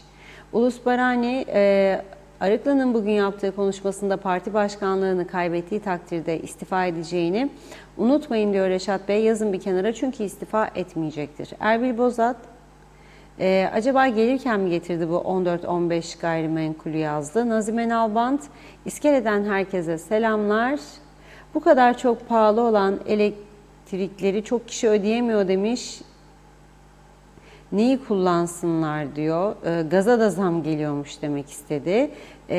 Gaz ekonomiktir ama olmayınca onu da kullanamaz demiş. Allah yardımcıları olsun zor durumda olanlara. Celal Harun, nereden buldun yasası ne zaman çıkacak? Onlarca yolsuzluk dosyalarına yıllardır dokunmayanlar hırsızların yakasına yapışacak. Nereden buldun yasasını çıkarmaya korkanlar kendilerinin ve yakınlarının mal ve servet beyanlarını açıklamıyorlar. Ancak memurdan, öğretmenden, polisten, hemşireden ve işçiden istiyorlar. Zeliha Adaman iyi yayınlar diliyor. Erdal Uğurlu, minareyi çalacak hırsız kılıfını hazırlar demiş. Ali Dayı, İsmet Sencer iyi yayınlar diledi onlar da. İsmet Drangoz da hayırlı akşamlar. Ne diyor? 2 vekil hükümeti idare ediyorlar. Arif Mustafa Cüce, Talip Hoca'ya başarılar diledi. Mahmut Er Yılmaz da hak eden kazansın diyor. Fevzi Mehmetçioğlu iyi yayınlar demiş. Ulus Barani, Reşat Bey her parti kurucusu ölene kadar parti başkanı kalacaksa vay halimize. Yılpay Mustafa Aksöz, sınıfa mümessil seçilemedi, adaylar dönüşümlü mümessillik yapsınlar bence. Galip Sekban kolay gelsin dedi. Salih Mullalı, herkese bol kazançlar dilerim. Zaten ta baştan bu ufak tefek partilerin meclise girmemesi gerekirdi diyor. Kıbrıs'ta her şey bitti de bir tek Arıklı'nın son durumu nedir mi kaldı? Doğru okuduysam. Reşat abi demiş, orasını anlayamadım. İsmet Ezel, Kuzey Kıbrıs'ta ne kurultay ne seçim bitmez. Evet, Mehmet Şenler kolay gelsin. Aygun Nuri, Kim başa geçse de diyor zihniyet değişmez. Kavgaları halkın faydasına değil, koltuk makam kavgası başka bir şey değil. Mehmet Uluçaylı bizim için tüm partilerin kurultaylarında hangi başkan kazanırsa kazansın kazanacak olanın halkın problemlerini, ekonomik problemleri, pahalılığa çare bulmak için çalışacak dürüst, şeffaf, sözünün eri siyasetçiler olmasıdır. Fatih Aztekin, Talip Başkan'a selamlar demiş. Hüseyin Boşnak, 65 yaş üzeri herkes vekillikten ve siyasetten uzak durmalı, emekliliğe gönderilmeli. Çünkü unutkanlık başlar o kadar akıllı gençlerimiz dururken. Eda Bilgin Seraksoy, bu kadar parti, bu kadar kurultay bıkkınlık verdi. Bu vatana faydalı olmaları için sol görüşlü ve sağ görüşlü partiler bir çatı altında birleşsinler diyor. Daha faydalı olacakları kanaatindeyim. Saygılar demiş. Bir iki mesaj daha okuyup ara verelim. Evet, Niyazi İnancı yayınlar. Bayram Özel, Sayın Vekilim Talip Bey, şartlar ne olursa olsun Sayın Genel Başkanımız Erhan Arıklı'ya karşılıklı bir anlaşmayla adaylık için bir dönem daha bekleyip partimizi daha güzel, güçlü bir konuma getirseydiniz çok çok güzel olacağına inanıyorum demiş. Barış Erfinike, Kemal Osman Ceyhan'la Aynur Yüzügüler iyi yayınlar diledi. Ömer Bozkara ve İzdirler tam gaz yola hoca yazmış. Ersin Çağlayan'ı da okuyalım. İstişare yapılmadan karar almayan bir başkan olacağım diyor dedi Ersin Bey de. Çok var mesajımız. Devam edeceğiz yine. Buyurun. Evet. Güzel mesajlar için teşekkür ediyoruz. Çok mesaj var daha ben de görüyorum. Okunmayan. Şimdi istatistikler bizde diğer tüm konular gibi biraz geç geliyor, arkadan geliyor. Yani mesela Güney Kıbrıs'ın şu anda Ocak ayı istatistikleri çıkmıştır. Turizm istatistikleri. Bizde turizm istatistikleri de yoktur. Bizde yolcu istatistiği var. Turizm Bakanlığı'nın sitesine girerseniz orada istatistikler var ama yolcu sayısı, turist sayısı yoktur. Bu durumda 2023 netleşti ama nihayet. 2023 yılında Kuzey Kıbrıs'a hava ve deniz yoluyla girenlerin sayısı KKTC uyruklular hariç 1.854.490 KKTC'liler hariç. 2022'de bu rakam 1.415.000 imiş. Türkiye Cumhuriyeti vatandaşlarında %36.3, yabancılarda %11.5 artışlar. 2023 yılında bu ülkeye gelen yolcuların birinci sırasında kimler var? Ruslar. 49.235 Rus gelmiş. Bir kısmı turist diyor ki geldi gitti bir kısmı ama önemli bir kısmının da özellikle İskele'de konut alarak burada yaşamaya başladıklarını biliyoruz. İkinci sırada 40.848'de İran, üçüncü sırada 23.486 ile Almanlar, dördüncü sırada 15.847 ile Kazakistanlılar. Şimdi bu hava ve deniz, Ercan Havaalanı, Gazi Mausa Limanı ve Girne Limanı. Türk vatandaşları ezici çoğunlukta. Bunların içerisinde bu yolcuların turist olan da var ama çalışma izinliler de var. Gelip çalışan, çocuğunu gelip görüp gidenler var. Onun evinde konaklayan falan filan. Turist diyemeyiz yani bunların tamamına. Bir de kara kapılarına bakalım. 2023'te Kuzey Kıbrıs'a giriş 7.697.000. Çıkışta 6 ile 10 arasında bir fark var hepsi. Yani hemen hemen gidiş ve gelişler aynı rakamlar. Bu 7.697.000'in 2.485.000'i KKTC vatandaşı. Bunu çıkardığımızda dışarıya ne kalır? Kıbrıs Rumların ve yabancıların sayısı.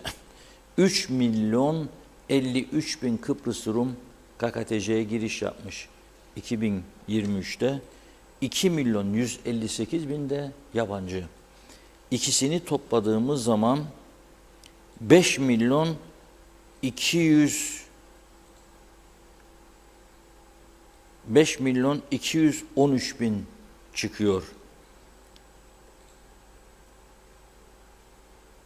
Halbuki dev havaalanı yaptık. Ercan. 2 tane de liman. 1 milyon 854 bin gelen. TC ve diğerleri. Buradan gelen Rum ve yabancılar 5 milyon 213 bin. 3 kat daha fazla. Ne tanıtman parası var, masrafı var. Ne turizm fuarına katılıp 30, 40, 50 kişilik masrafları var. Ne teşvik var, hiçbir şey yok. Kendiliğinden geliyor bu insanlar. Bizden istedikleri nedir? Bir, arabayla gelenler benzin ister bizden, sigara ister, ucuz bir şey bulursa almak ister. Yürüyerek gelenler ne ister? Özellikle Lokmacı'dan tarihi yerleri görmek isterler. Ama o tarihi yerleri temiz tutmak lazım. Bir, iş yerleri bakımlı olması lazım. İki, tanıtım levhaları olması lazım. Burası buraya gider, burası buraya gider, burası buraya gider. Yok ki ben geçen hafta okudum. Bir gazeteci arkadaş paylaşım yaptı. Rum tarafından arkadaşları gelmiş. Nasıl geçti demiş. İyi vallahi ama demiş. Lefkoşa'nın içinde kaybolduk demiş. Tabela yok. Nereye gittiğimizi bilmiyor. En gadaleve. Bilmiyorlar. Yahu biz siyasette, ne bileyim büyük konuşmada, devrimcilikte, milliyetçilikte bir numarayız. Ama iş yapmaya geldi mi en geri planda. Yahu çakın yahu tabelaları, sağa sola bu kadar turist geliyor, esnafınız orada para topluyor da ödüyor size vergilerini, siz daha bir zam yapıyorsunuz. Yeni personel alasınız diye, yahut da sözleşmelerde, toplu sözleşmelerinde verdim be diyesiniz diye. Sendikalar da memnun olsun diye. Bu vergilerden yapıyorsunuz bunu. Yapın o zaman. Yapmıyorlar. Şimdi bugün size zaten 2 tane video göstereceğim. Yürekler acısı. Bir tane Lefkoşa'nın surlar içinde yaşayan yaşlı bir kadının ne şartlarda yaşadığını göstereceğim. Bir tane daha 1974 öncesinde tam randımanlı çalışan sahile nazır Karakum'da bu adanın en önemli zeytinyağı ve yağ fabrikası diyelim genelde. Adı da Zeyko'ydu. Yani son 10 sene öncesinde bilinirdi, herkes bilir. Bilenler bilmeyenlere söylesin. Ama ben de göstereceğim biraz sonra Zeyko'yu. Şimdi biz bu metan bu şekilde gitmez. Kaç gündür çağrı yaparım. Ey KKTC'yi yönetenler, bakın dün başbakan gitti güzel. Yeni kapı açıyoruz, güzel bir hareket. Ona da diyeceğim yok. Ama bu iş o kapı bitinceye kadar, Haziran ayına kadar insanlar gidip gelmek ister ya. Ben de istedim bugün geleyim, bir hava alayım da geleyim. Bu yanda hava yok mu? Var. Ama bir de o tarafın havasını alayım dedim. Alamadım. 3 gündür giderim geri dönerim. Arkadaşlara da derim hücum oraya. Ömer Kadiroğlu'na dedim havada, karada, denizde bugün uçacaksınız. Gittiler, röportaj yaptılar. Zaten vatandaşlar orada söylenmesi gerekeni söylediler zannederim. Ben de sizinle birlikte şimdi izleyelim. Güney'e geçmek için Metehan sınır kapısındasınız. Yoğun bir trafik var. Neler söyleyeceksiniz? Yani bu bir rezillikten başka hiçbir şey değil, tek kelimeyle. Yani bunu işin değil yani. Bunu daha önceden düşünmeleri lazımdır. Yani insanoğlu 40-45 dakika, saat olur 1 saat bekleyerek burada. Ne için geçiyorsunuz? Gezme ve alışveriş. Ne alacaksınız orada? Gıda. Ki bize göre daha uygundur o taraf. Ve daha taze ve daha kontrollü. O yüzden oraya gidiyorsunuz. Evet. Yetkililere çağrınız ne olur? Yetkililere çağrım. Lütfen bu durumu düzelsinler. Yani bu çekilecek bir çile değildir. Her gündür bu. Geçiyoruz. Var 1 saat kuyruktayız. Ancak 1 saat daha ulaşırız kapıya. 1 saattir buradasınız. 1 saat daha ancak ulaşabiliriz. Ne için gidiyorsunuz Güney'e? işimiz var. O yüzden. Alışveriş falan mı yoksa? Alışveriş de yapmak. Başka işimiz de var. Onun için. Peki bu yoğunluğu nasıl değerlendirirsiniz? Vallahi devletimiz lazım. Başka kapılar atsın. Çünkü bu şekilde olmaz. Uzun süredir bekliyoruz. Daha çok görevli çalışması lazım kapılarda. Biz de şu anda bunu konuşurduk. Devam etmem lazım yalnız. Ne için gidiyorsunuz güneye? Seyir sefer çıkartmak için. Alışveriş falan yapar mısınız orada? Genelde evet yaparım. Daha ucuz mu orası? Evet. Vallahi iş yapan için zor. Biz iş yapmaya çalışırız. Gezme içinse kolay ama onlar da eziyet çeker. Biz daha çok eziyet çekerik. Yani geçen gün herhalde siyasiler geldi buracıkta biraz şov yaptılar. Açacaklar ama o iş hikaye. İş yapmak isterseler Hasbolt'taki kapıyı açsınlar. İş yapacak olanlar o taraftan gitsin. Sizin geçiş amacınız ne güneye? Biz güneye ticaret yaparız. İhracat yaparız evet. Girdiğiniz zaman bu sıraya kaç saat bekliyorsunuz? Vallahi normalde şimdi 15 tatille de denk geldi aslında. İnsanlar da haklı olarak gezecek edecek ama normalde böyle rolantide olduğunda böyle 15-20 dakikada bazen geçtiğimiz olur ama bugün tam 45 dakikadır beklerim ben. Müşteriye verilmiş bir sözümüz var bizim. Onlar orada koltukta oturuyor. Onlar söz nedir bilmezler çünkü. Çünkü verirler unudurlar. Biz unutamayız. Öyle bir lüksümüz yoktur bizim. Çağrınız ne olur? Vallahi alternatif kapılar açsınlar. Bazen Rum tarafı kimliğe bakmadan da geçiş yapar bize. Çünkü çok yoğunluk olur. Geçler giden. Bizde de burada zaten kaydı alsan ne olacak? Almasan ne olacak? Yani kim tanır ki bizi? Yani anladın? Yani iş yapacaksak bıraksınlar, kapı açsınlar, daha çok iş yapalım. 20 dakika oldu. Dönemedim. Bak oradan döneceydim yeri ama olmaz. İlaç alacağım, gideceğim.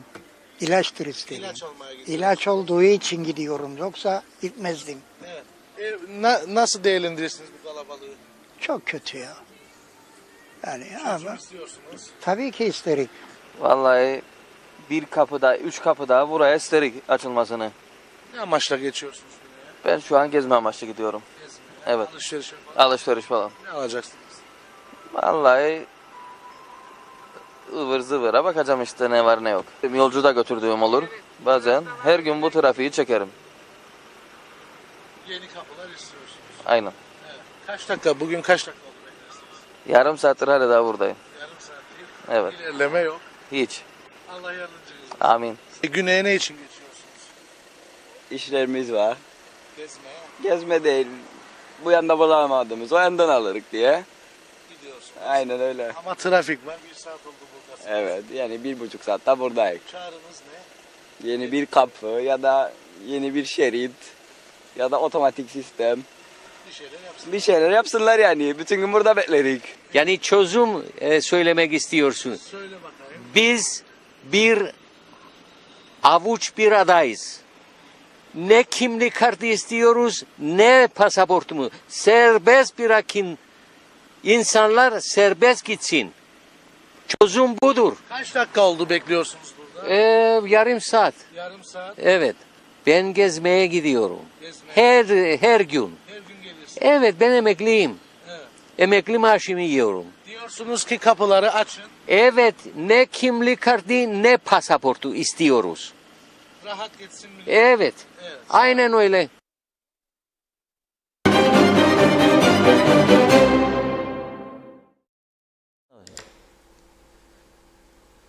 Evet, izledik. Metehan Kapısı böyle maalesef. Metehan Kapısı'nda bu yoğunluk tabii bir ölçüde de biliyorsunuz okullar bizde tatil, hafta sonuna kadar böyle devam edeceği anlaşılıyor. Trodos'ta kar kalınlığı bugün Rum basında okudum 6 santimetreymiş.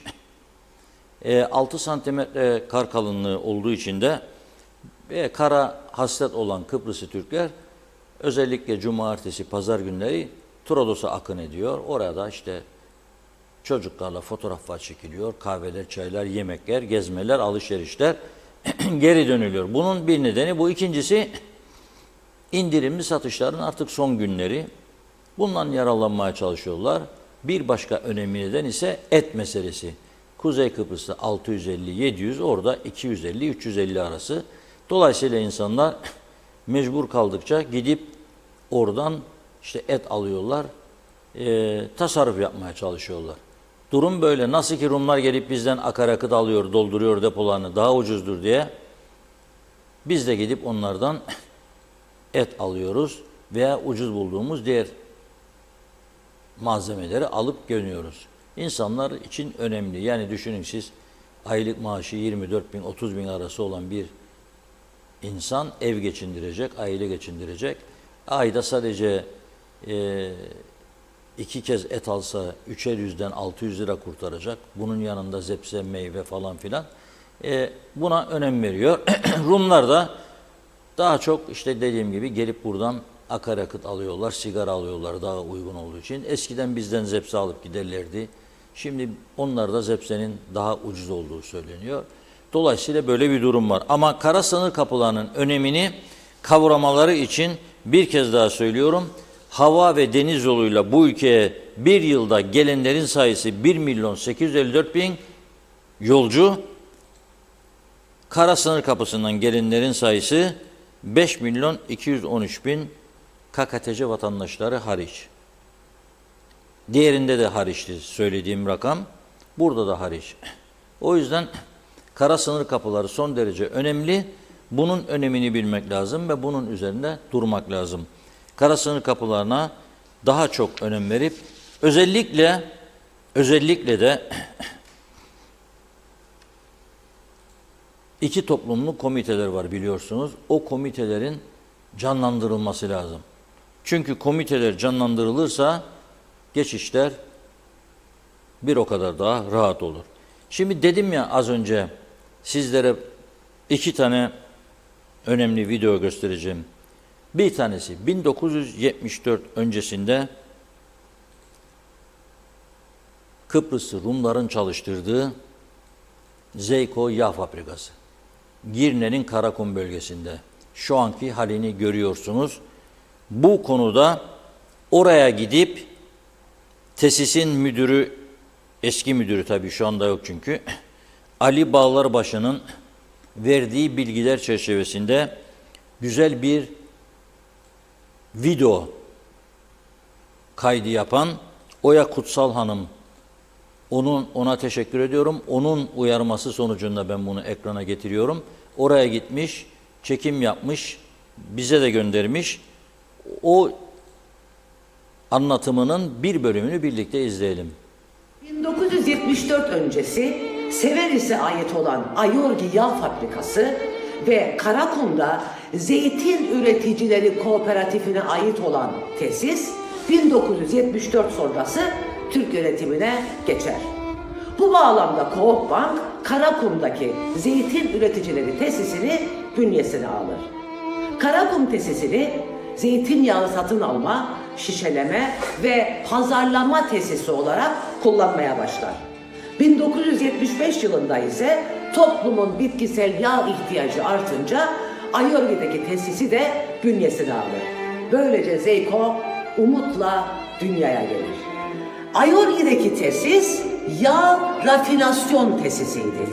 Amacı zeytinyağı, ayçiçek yağı ve soya yağlarını rafine ederek toplumun tüketim ihtiyacına cevap vermekti. Ayorgi önce ham ayçiçek yağı ile rafinasyona başlar. Rafine edilen ayçiçek yağı Karakum tesislerinde şişelenerek toplumun tüketimine sunulur. Ayorgi rafinasyon tesisinin yıllık kapasitesi 800 ton civarındadır. 1977 yılında rafine yağ tüketimi gittikçe artar. Böylece ek kapasite olarak kullanılan Lefkoşa'daki rafine tesisi de Zeyko bünyesine alınır ve yıllık kapasite 800 tondan 2000 tona çıkarılır. Kuzey'in 1976 yılında zeytinyağı üretimi ise 5-6 bin ton civarındadır. Bu üretim Zeyko'da toplanır, gerekli kalitelere göre üretilerek ihracatı yapılırdı. İhracat genellikle Suriye'ye olurdu. Bu yıllar toplum olarak gurur duyduğumuz yıllardır. Düşünebilir misiniz? Üreten, yaratan ve ihracat yapan bir ülkeydik. Ancak daha sonraki yıllarda zeytinyağı üretimi günden güne azalmaya başlar. 500-600 ton Bu yıllar zeytin ağaçlarını keserek odun olarak kullanmaya başladığımız yıllardır. Bunun yanında kuzeyde ekonomi kapalı bir ekonomidir. Dışa açık değildir. Üretilen yağların maliyeti hesap edilir, üzerine belirli bir kar konur ve tüketicilere satılırdı.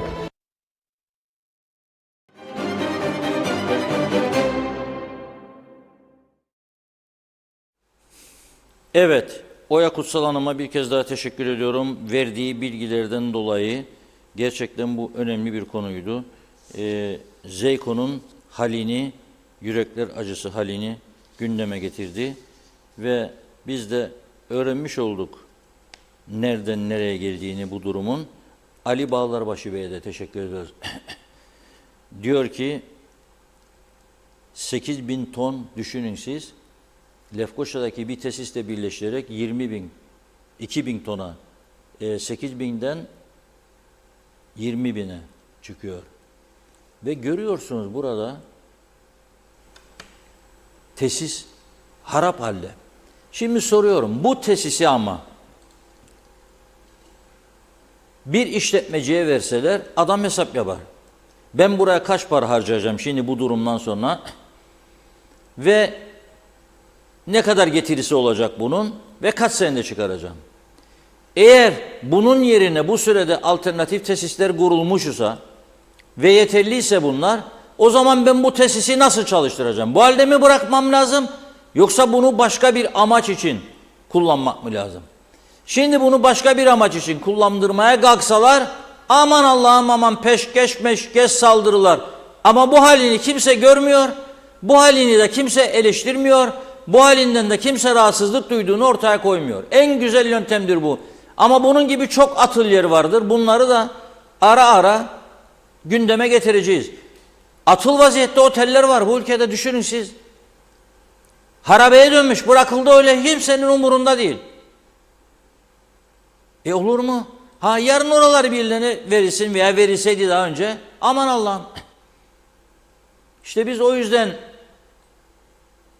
iyi bir noktaya gelemedik. İyi bir noktaya gelemedik. Plan yok, program yok.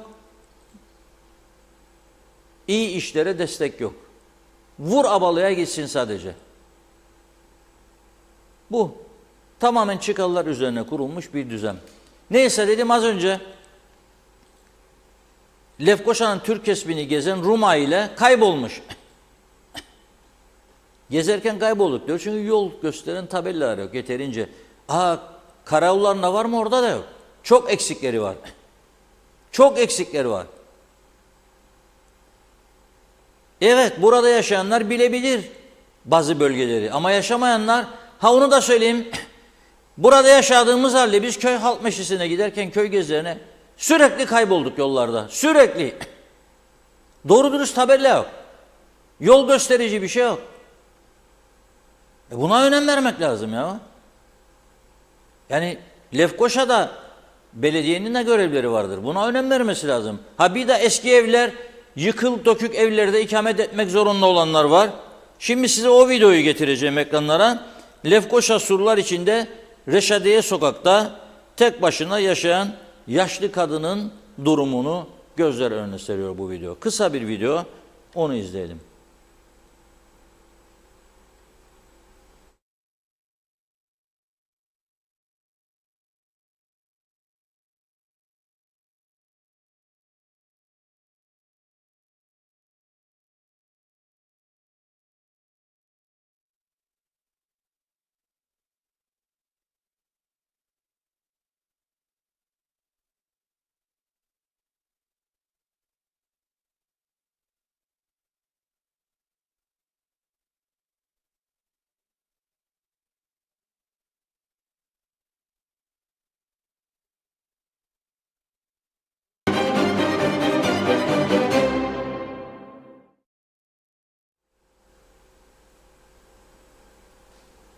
Bu video eksik geldi tabii. Yaşlı kadınınla konuşulan bölüm vardı. Ben onu vermiştim. Hüseyin Sancar Bey'e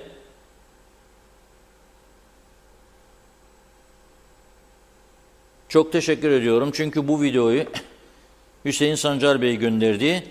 Arabahmet Mahallesi muhtarıyla birlikte bugün evi ziyaret etmişler ve o ziyaret ettikleri evde yaşlı kadının durumunu görünce çok üzülmüşler. Bana da bu videoyu onlar gönderdi. Ben de sizlere aktarmaya çalıştım. Tabii kadın karşısında görünce bu insanları geldi galiba. Kadının göründüğü görüntüler var sizde.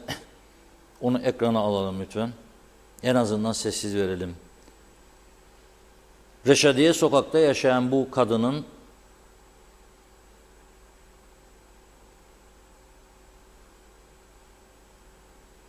durumunu Lefkoşa Türk Belediyesi'nin başta ama bir de ilgili bakanlık kim ise o bakanlık artık bilmiyorum. İncelesin diyorum. Yani yaşlandığı zaman insanlar geldi şimdi. Bir Fatiha okuyacağım şimdi biraz sonra programdan sonra. Böyle bir şey olamaz yani. Evet işte kadın bu gördüğünüz gibi. Pencereler karton falan çakmışlar oraya, kutu parçaları. Bezler falan. Üşüyor orada tek başına. Yaşlılar için doğru dürüst bir ev yok bu Forever Tiarensi'nin. Ya Forever Tiarensi evet istiyoruz da bir yaşlılara bakacak yer yok. Mausa'dan devamlı çığlıklar geliyor. O gidip rezil bir yeri oradaki binanın görüntülerini Skylab daha önce yayınlamıştı. Bizler de konuştuk ardından. Söz verildi yapılacak edecek. Olmadı. İşte Lefkoşa'da da durum bu. Yazık. Bunlarla ilgilenmek lazım. İlgilenmek lazım. Ben bunu burada sizlere yayınlıyorum. Ve geçiyorum. Nereye? Mesaj bölümüne. Hızlıca kaldığımız yerden mesajlarımıza devam edelim. Evet, Nihat Cüce Kocaş, iyi yayınlar Reşat abi yazmış. Mehmet İnancı, hiçbir parti ada halkının bu saatten sonra güvenini kazanamaz Reşat Bey. Vatandaş ezilmiş, bitirilmiş durumdadır. Benim görüşüm bu diyor. Mustafa Kara Salih, ben de öyle düşünürüm. Parti tabanından talep gelmezse kesinlikle adaylıktan çekilmeyecek. Hepsi de aynı olmak zorundalar mı? Bu politikacılar yalan paçalarından akar diyor. Niyazi İnancı, ülkede suç patlaması yaşanır, polis yetersiz kalıyor, asker takviye yapmalı zaten, adada hala ateşkes mevcuttur. Salih Taner, YDP her türlü oyun ve engellemelere rağmen iktidara yürüyor. Her iki başkan da bizimdir. Ahmet Halil iyi yayınlar diledi. Linda Frame iyi yayınlar. Canlı yayında sevgili Reşat Akar'a teşekkür etmek istiyorum. Bugün çok değerli Abdullah Su İçmez ve Serdar Serdaran Şengül'le yine muhteşem programlar çektik ev stüdyosunda siz değerli izleyicilerimiz için. Önümüzdeki haftada bugün değindiğiniz yayın konunuza paralel olarak yalan söyleme konusunu ele alacağız. Özellikle siyaset alanında artık kimin ne kadar doğru ne kadar yalan söylediğini insanlar kestiremiyor ve partilere, adaylara ve siyasete inanç kalmadı demiş. Birazcık kısalttım, çok uzundu izninizle. Oytun Andaş, engelleri kaldıracağız. Cezmi Çetinkaya iyi yayınlar diliyor. İnci Soyer, her iki toplumda 50 yıl geçmesine rağmen hala da o olgunluğa erişemediler maalesef. Bu saatten sonra benim kişisel görüşüm hiçbir şey olacağı yoktur. Sadece halkları oyalamaktan öteye gidemiyorlar. Bunlara benim güvenim sıfır. Tema Yavaş iyi yayınlar diledi. Turgay Gezen, Metehan barikatında yaşanan sıkıntılar sonunda yetkilileri harekete geçirmiş ve bu konuda iyileştirme çalışmalarına başlamışlarsa bu bir yerde sizin başarınızdır Reşat Bey. Çünkü hiçbir medya grubu bu konuda sizin kadar yayın yapmamış, hükümet nezdinde baskı unsuru oluşturmamıştır. Bir tek Diyalog Medya Grubu olarak oralarda sizi gördük, sizin sesinizi duyduk. Dolayısıyla bu barikatta eğer sıkıntılar giderilirse bu kesinlikle sizin yaptığınız etkili yayınlar sayesindedir. Ali Cevat mesajı var. Arık'ta Kıbrısların dilinde sigara söndürecekmiş diyor. Celal Harun Mustafa Aşık'ın mesajını aktardı. Gülüşün dostuna mutluluk, düşmanına eziyet olacak. Dilinde neşeli şarkılar, elinde rengarenk çiçekler. Dans eder gibi hayatla mutluluğun resmini Akdeniz köyüne gelip çizeceksin. Mehmet İnancı, Reşat Bey bu sınır kapılarında rahatlama olursa bunu size borçludurlar. Şimdiden söyleyeyim dedi o da. Hasan Nihat Erduran mukayese boşunadır diyor. Ambargolu ambargosuz bir tutamazsınız demiş. Mehmet İnancı bugün gündem yine yüklü bomba konular. Sayın Akar tebrikler dedi. Rahmi Beyoğlu Menteş Çağla iyi yayınlar diliyor. Fatma Gör. Maşallah demiş, bir maaştan geçiniyoruz. İyi ilaçlarımızı alacağız. Ya yiyecek, her şey pahalı. Maaş bile bizi kurtarmıyor diyor. Malulden maaş alıyorum. Zor geçiniyoruz demiş. Selin Rinter. Evet, Erhan Bey'i kayırdığımdan değil ama Talip Bey'in o partide bulunması yıllar önce YDP'yi böldü zaten. Cavit Orhan, hademelerin durumu nedir? Savcılarının yardım isterlerse yardım edelim. 2 sene oldu diyor. Bu kadar zor mu sonucu söylemek? Mahkeme bitti ama sonucu söyleyemediler demiş. Evet, Fikret Gönlübol iyi yayınlar diliyor. Metin Maraşali, yetkililerde zerre kadar utanma kalmadı. Bu insanları beklersiniz, size güvensin. Yazıklar olsun size demiş. Celal Harun, önlem alamayacaksınız, neden yapacağız dediniz. Asgari ücret sonrası piyasada yaşanan zam furyasına yönelik önlem alınacağı, ciddi cezalar geleceği açıklamalarının ardından 2 hafta geçti. Bu süreçte birçok kez toplanan Bakanlar Kurulu'ndan hala zamlara yönelik bir tedbir kararı çıkmadı. Necdet Mavigözlü yıllar önce Zeyko Yağ Fabrikası çalışır durumdayken orada yetkili bir arkadaşımız vardı. Oraya gider ve denizde zıpkınla balık avlar, denizden çıktıktan sonra silonların gölgesinde yemeğimizi yiyorduk. Maalesef her şeyi mahvettiğimiz gibi orayı da mahvettik. Bence oraları da birilerine peşkeş çektiler veya çekecekler diyor. Çünkü oraların değeri parayla ölçülmeyecek kadar değerli. Mehmet Uluçaylı, Reşat Bey Çalışma Bakanı'nı yayına bağlayın lütfen, sorun. Sosyal sigorta hastalarının eczanelerden alacakları ilaç problemini çözemedi. Protokol var, içinde bir şey yok. Niye bir işi de düzgün bir şekilde beceremiyorlar? Yapmamak ayıp değil. Alın demiş çantacıkları da tutun mahallenin yolunu. Bilen biri varsa o makama otursun. Hasan Nihat Erduran ne vergisi diyor. Bakın vergi listelerine, vergi cennetiyiz. Her iş kolu kendi üye vergilerini yayınlasın da görelim demiş. Evet, basında siz şampiyonsunuz. Avukatlarda, doktorlarda, eczacılarda, müteahhitlerde, mühendislere ve şampiyon kimlerdir diyor. Arayın ki bulun. Listeler boş iş dedi. Ercan Eylül Okutan, Ocak ayı enflasyonu 3.84 açıklandı. Allah aşkına kim inanır bu rakamlara? Devlet Planlama Örgütü bu araştırmayı nerede yapıyor? Salatalık 2023'te 25, domates 38'di diyor. Şimdi salatalık 75, domates 55. Kimse inanmaz. Türkiye'de Ocak enflasyonu 6.70 çıktı. Biz çok mu ucuzuz? Dürüstseler tekrar hesaplasınlar. Ben iddia ederim ki Ocak enflasyonu %20'nin üzerindedir dedi. Birkaç mesaj daha var, tamamlayacağız. Umahan Davulcu, doğal afet vergisi yıl sonuna kadar değil miydi diyor. Hala vergi alınıyor.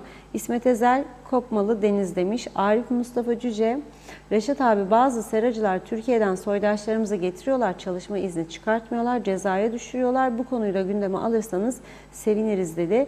İsmet Ezel, Gazi Mausa'da da tabela yok demiş. Ali Cevat, süpersin Reşat abi, yanındayız diyor. Zehra Sencer Karpaz'dan sevgilerimle süpersiniz dedi. Teşekkür ediyoruz. Bunu okuduk. Evet. Hasan Nihat Erduran da ne kadar gelir vergisi o kadar hizmet demiş. Ambargolu ambargosuz ekonomiyi normallerle kıyas adil değil.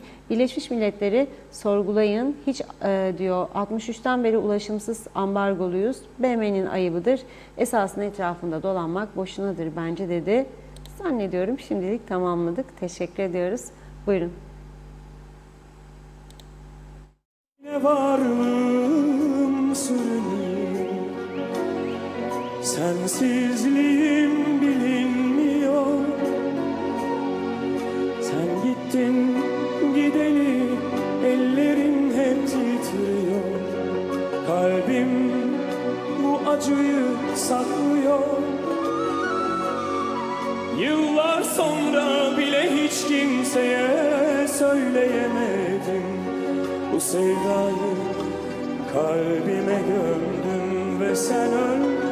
Şimdi eşim dostum beni hastayım sanıyor. Yastayım hiç kimse bilmiyor. Seni son gördüğüm yerde yıllar sonra o gün geldi yine aklıma.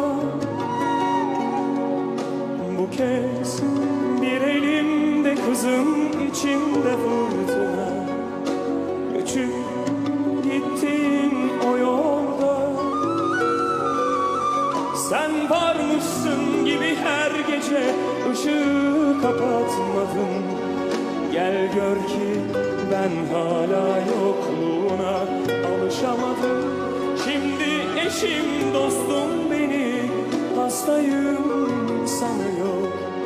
Yastayım hiç kimse bilmiyor.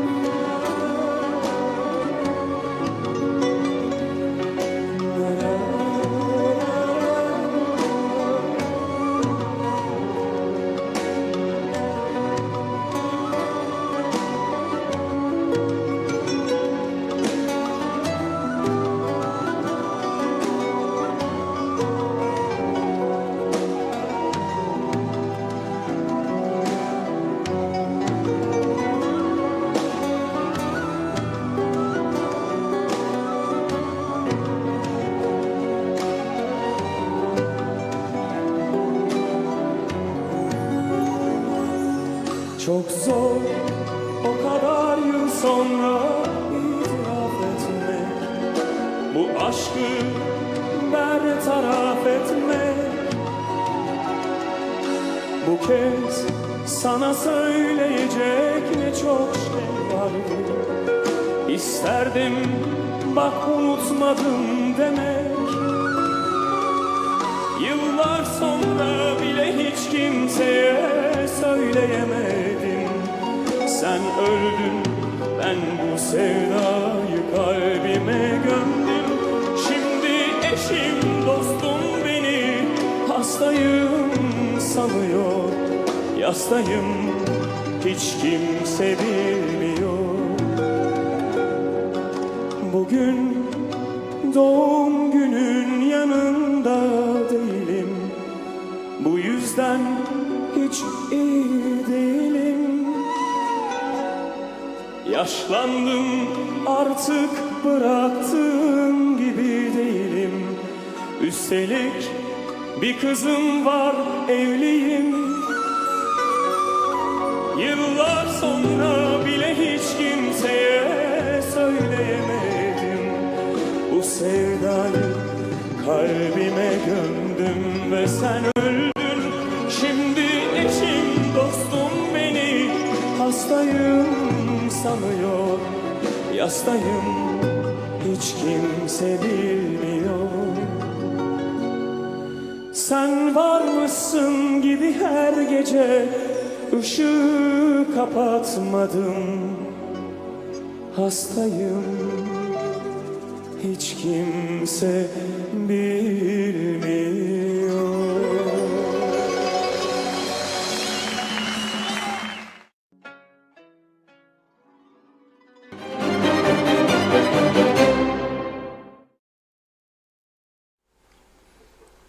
Evet, konuşacağımız daha iki konu daha vardı ama gene bugün zaman akıp gitti.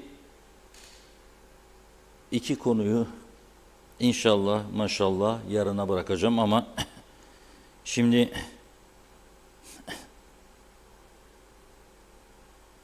bir izleyicimizden gelen mesajlar. Adımı da versen bir şey değil diyor ama ben vermeyeyim. Gene de birileri rahatsız olur falan. Şimdi bu ülkede kanalizasyon, arıtma olmazsa bunun sorumlusu kimdir? Vatandaşlar mı yoksa bunu yapmakla mükellef olan belediyeler ve diğer ilgililer mi? Şimdi sizin bölgenizde kanalizasyon yok. Şimdi Mehmetçik Büyükkonuk Belediyesi'ne bağlı bir köyde oturuyor izleyicimiz. Kuyu doldu. Vidanjör çağırıyor belediyeden. Olmuş 2400 lira. Ben zaten belediyeye vergi veririm. Temizlik için, aydınlatma için, çöp için. Yapsanız bir arıtma da gitse Ben bu parayı vermeyeceğim. 2400 lira. Bazı kuyular vardı 2-3 ayda bir boşaltma ister ha. İlginç bir durum. 2-3 ayda bir 2400. Yemeden içmeden. Zaten yollar bozuk. Tekerlekler düşüyor çukurlara, mukurlara, parçalanıyor. Bir de onun tamiratı. İnsanlar yani göz göre göre insanlara eziyet çektiriliyor bu ülkede. Bunun ana sebebi ama belediyeler yıllardan beri, yıllar öncesinden başlayarak büyük bir çoğunluğu asli görevinin dışına taştı çok. Biz kültür ve sanat kentiyiz, köyüyüz falan. Festivaller, kültür, sanat, bağlı şarkıcılar. Para var. Arıtma, yol, kaldırım yok. Aydınlatma yok. Güzel parklar yok. Çünkü para oralara gidiyor ve maaşlara gidiyor. İstihdam kapısı. İşte bundan dolayı bugün birçok konuda kilitlenmiş durumdayız. Ve gelsin Temiz Ada'nın bugünkü temizlik kısacık bir videocuğu var. Ve programımızı ondan sonra kapatalım. Günaydın. Ben Temiz Ada'dan Kasım Uluçaylı. Bugün 8 Şubat 2024. Temiz Ada grubumuz temizlik etkinliğini bugün Bediz plajı ile Silver dediğimiz bölge arasındaki sahilde yaptık. Sahil bugün çok kirli değildi. Deniz dalgalarından dolayı bazı pislikler ve çöpler deniz içerisine girdi. Ama yine de kirli bir plaj vardı. Plajların çoğu denizden gelen atıklardan oluşmaktaydı. Bugün biz biraz daha mutlu olduk. Çünkü çok böyle beklediğimiz bir kirlilik bulamadık. Bu da güzel. Demek ki insanlarımız öğrenmek veya atmama çabası içerisindedir. Bu da bizi mutlu etti. Tabii ki atmazsak çevre kirliliği olmaz. Bu her zaman her yerde, şart değil plajlarda veya sahillerde olsun bu. Bütün çevrede aynı duyarlılığı göstermek lazım. Belediyeler de aynı şekilde bu duyarlılığa hizmet vermek istiyorlar. Ve biz de bugün Yeniboğaçı Belediyesi bize bu desteğini zamanında lojistik desteğini vermiştir. Onlara da çok teşekkür ediyoruz. Ben tüm katılımcılara bu etkinliğe katıldıkları için teşekkür ediyorum. Farklı bir zamanda, farklı bir bölgede görüşmek üzere. Hepinize iyi günler diyorum. Yaz başlangıcısı öncesi de herkese sağlık ve saatler diliyorum. Teşekkür ediyorum. Bu Alaaddin'in sihirli lambası değil. Bu Kasım'ın sihirli lambası. Kasım! Kasım!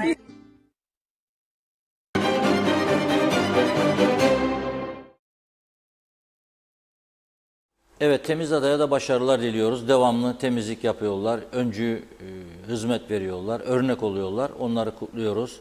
Kasım Uluçaylı ve arkadaşlar. Ama gördüğünüz gibi Kasım Uluçaylı'nın yanında hep yabancılardır hizmet eden. Hani biz dedik ya gelirler, dağıtlar, mağıtlar. Galiba biz dağıtırık, onlar temizler. Da biz farkında değiliz bunun. Evet, bugünlük bu kadar. Yeniden görüşmek üzere. Hoşça kalın diyorum. Çok teşekkür ediyoruz ve tamamlıyoruz sevgili izleyenler. Ben de yeniden görüşünceye dek hoşça kalın diyorum. İyi akşamlar.